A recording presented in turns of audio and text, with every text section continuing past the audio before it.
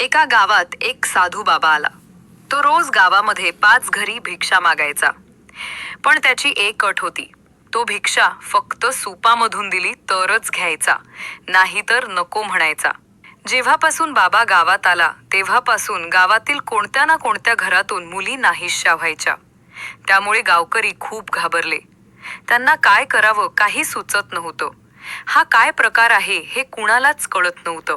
गावातील प्रत्येक जण नाहीशा झालेल्या मुलींचा शोध घेत होते, पण मुली काही सापडेनात. हरवलेल्या मुलींचे आई वडील जोरजोरात रडत होते. सर्वजण चिंतेत होते. त्याच गावात एक मुलगी राहायची. तिचे नाव सुनैना. ती खूप हुशार व चतुर होती.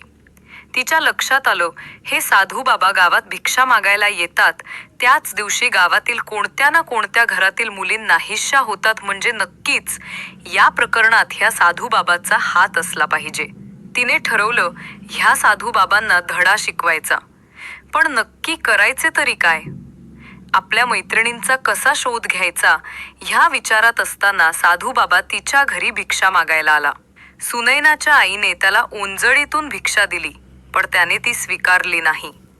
शेवटी आईने सूप आणले, साधू बाबाला भिक्षा दिली. हे दृश्य सुनैना दाराआडून बघत होती.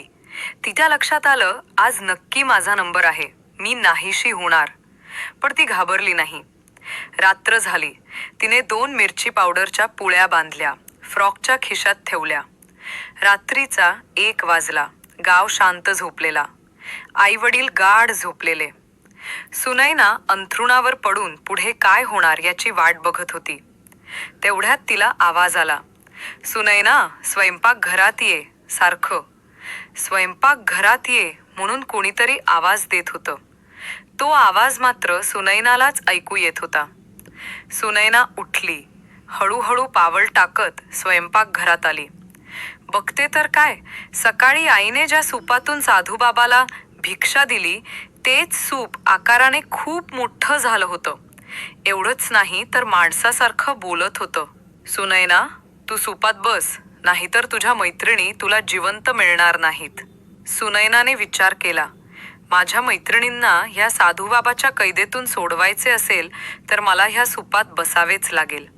वेळ न घालवता सुनैना त्या सुपात बसली. त्या सुपाने आकाशात उंच भरारी घेतली. ते सूप आकाशात पक्षाप्रमाणे उडायला लागलं. उडत उडत गावाबाहेर असलेल्या एका बंगल्यात येऊन थांबलं. सुनैनाला खाली उतरवून ते सूप अदृश्य झाले. वाड्यात खूप अंधार होता. पालापाचोळा, कचऱ्याचे ढीग पडलेले, सगळीकडे दुर्गंध पसरलेला. सुनैना हळूहळू पुढे चालत होती. तेवढ्यात तिची नजर आपल्या बेशुद्ध अवस्थेत असलेल्या मैत्रिणींवर पडली. तिने वेळ न घालवता मुलींच्या चेहऱ्यावर पाणी शिंपडले. मुली शुद्धीवर आल्या. मुलींनी घडलेली सर्व हकीकत सुनैनेला सांगितली. सुनैनाने मैत्रिणींना धीर दिला.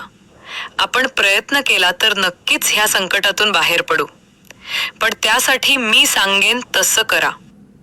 थोड्या वेळाने साधू बाबा बंगल्यात आला. त्याने बघितलं, मुली शांत झोपलेल्या आहेत. तो त्यांच्या जवळ गेला.